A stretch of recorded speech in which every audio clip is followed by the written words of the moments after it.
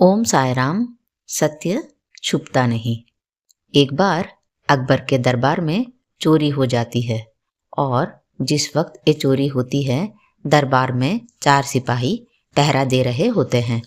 चोरी होने के बाद अकबर इन चारों सिपाहियों को अपने दरबार में बुलाते हैं और इनसे कहते हैं, मुझे पता है कि तुम चारों में से ही किसी एक ने कल रात को दरबार में चोरी की है, इसलिए तुम चारों में से जिसने भी चोरी की है वो आगे आ जाए। अगर चोर अपना गुनाह खुद कबूल कर लेगा तो मैं उसे कड़ी सजा नहीं दूंगा। अकबर की ये बात सुनकर चारों सिपाही एक ही स्वर में कहते हैं, महाराज, हमने कोई भी चोरी नहीं की है।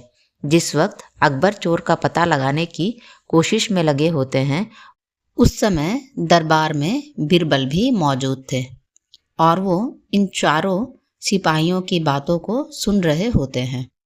चोर का पता ना लगने पर अकबर बिरबल से कहते हैं, क्या तुम पता कर सकते हो कि मेरे सामने खड़े इन 4 सिपाहियों में से चोर कौन है? बिरबल अकबर से कहते हैं, हाँ, मैं पता कर सकता हूँ।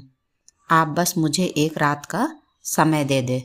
दरबार में मौजूद मंत्री बिरबल की ये बात सुनकर हैरान हो जाते हैं और सोच में पड़ जाते हैं कि बिरबल आखिर कैसे एक रात में ही असली चोर का पता लगा पाएंगे। वही चोर को पकड़ने की जिम्मेदारी मिलने के बाद बिरबल गहरी सोच में पड़ गए और कुछ देर बाद अकबर से कहते हैं, महाराज, आप इन चारों को जेल में बंद कर दें। सुबह तक अपने आप ही ये पता चल जाएगा कि कौन चोर है।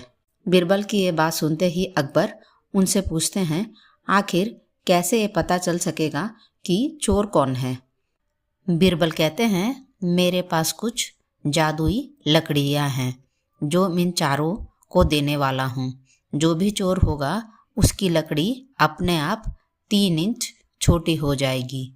ये कहकर बिरबल इन चारों को एक एक लकड़ी दे देते हैं और इन्हें जेल में बंद कर देते हैं।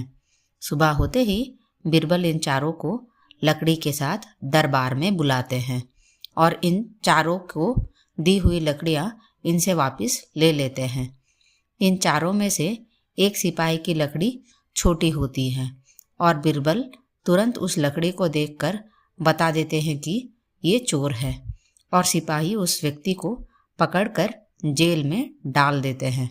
जिसके बाद बिरबल अकबर से बोलते हैं, महाराज, चोर को लगा ये जादुई लकड़ी 3 इंच छोटी हो जाएगी और उसने इस डर से उसको दी गई लकड़ी को काट कर छोटा कर दिया, लेकिन ये कोई जादुई लकड़ी नहीं थी।